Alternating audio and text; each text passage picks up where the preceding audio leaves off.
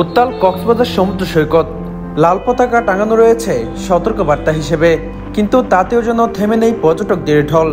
বৃষ্টি থামার পরপরই সৈকতের কলাতলি, সুগন্ধা এবং লাবণী পয়েন্টে নেমে আসে উপচে পড়া পর্যটকদের ভিড়।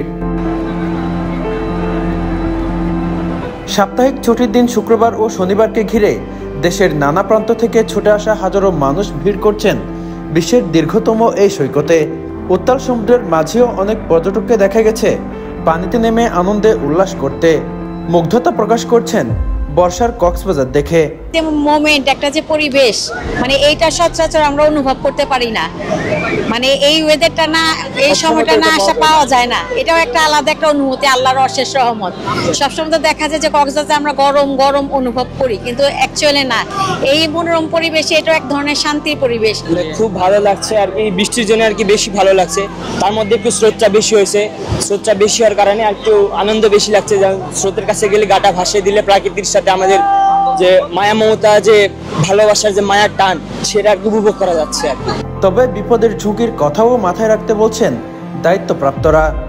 সৈকতে পর্যটকদের নিরাপত্তায় কাজ করছেন লাইফগার্ড সদস্যরা।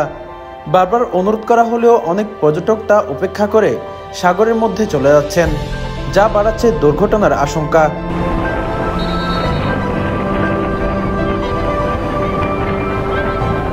এদিকে বৃষ্টি নামলে অনেক পর্যটক আশ্রয় নিচ্ছেন আশপাশের শামুক ঝিনুকের দোকানগুলোতে।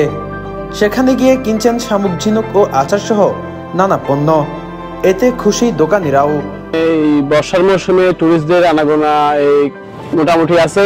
এই গরম যেহেতু কম পড়ছে, অবশ্যই টুরিস্টের এখন বাড়তেছে। বর্ষাকাল হওয়া সত্ত্বেও কক্সবাজার অপেক্ষাকৃত নিরাপদ গন্তব্য। সৈকত, মেরিন ড্রাইভ এবং ঐতিহাসিক স্থানগুলো ঘুরে বেড়িয়ে উপভোগ করছেন পর্যটকরা।